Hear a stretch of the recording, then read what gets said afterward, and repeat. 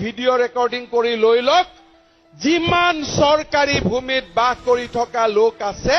সকলোকে মেডি পট্টা বিজেপি দলে হাতত তুলি দিব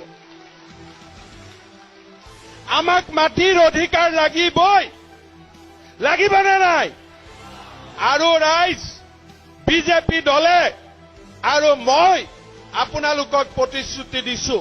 মই যদি মাটিৰ কিনা বেচা কৰিব খোজো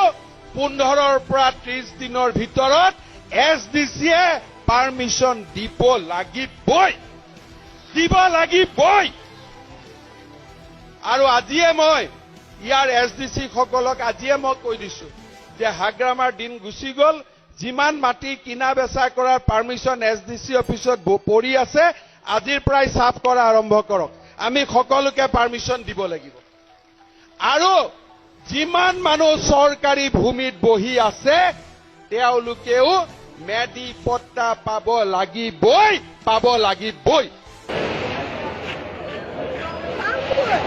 এতিয়াতে আহিব নিদিবাচোন আমাৰ বস্তু খালি কৰা হোৱা নাই 10 মিনিট মান দেৰিকে হ'ব